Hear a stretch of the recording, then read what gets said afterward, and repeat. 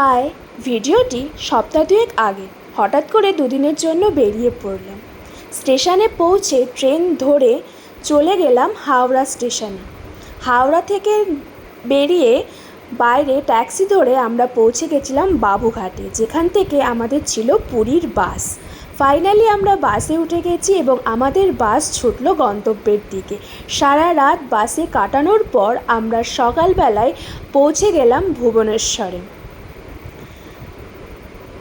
বাইরের চারপাশের প্রকৃতিটি খুবই সুন্দর। সেখানে নেমে আমরা আবারও বাস ধরলাম, যেটা ভুবনেশ্বর থেকে পুরীর দিকে যাওয়ার জন্য। ফাইনালি আমরা রুমে চলে এসেছি এবং রেডি হয়ে বেরিয়ে পড়লাম সমুদ্রে যাওয়ার জন্য। প্রথমবার সমুদ্রে গেছিলাম আমি দীঘাতে, এটা আমার দ্বিতীয়বার সমুদ্রে আসা। বাট দীঘার সমুদ্র আর পুরীর সমুদ্রের মধ্যে অনেকটাই তফাৎ। তারপর এখানে কিছুক্ষণ কাটিয়ে তারপর আমরা রুমে চলে গেছিলাম। সেখানে খানিকক্ষণ রেস্ট নিয়ে দুপুরে খাওয়া দাওয়া করে আমরা আবারও সন্ধ্যার জন্য রেডি হলাম। আর এটা হচ্ছে আমার সন্ধ্যার আউটফিট। তারপর আমরা বেরিয়ে গেলাম জগন্নাথ দেবের দর্শনে।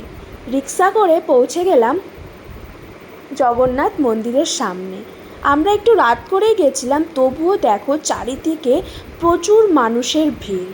কিছুক্ষণ আমরা সেখানে ভিডিও করলাম এবং তারপরে আমরা জুতো এবং মোবাইলটি জমা রেখে ভেতরে প্রবেশ করলাম। ভেতরে যেহেতু মোবাইল অ্যালাউ ছিল না, তাই ভেতরের কোনো ফুটেজ দেখাতে পারিনি। তারপর সেখান থেকে এসে আমরা আবারও চলে গেলাম সমুদ্রের পাড়ে। রাতের সমুদ্র দেখতেও খুব সুন্দর লাগে। আর এটাই ছিল আমাদের পুরীতে ডে 1।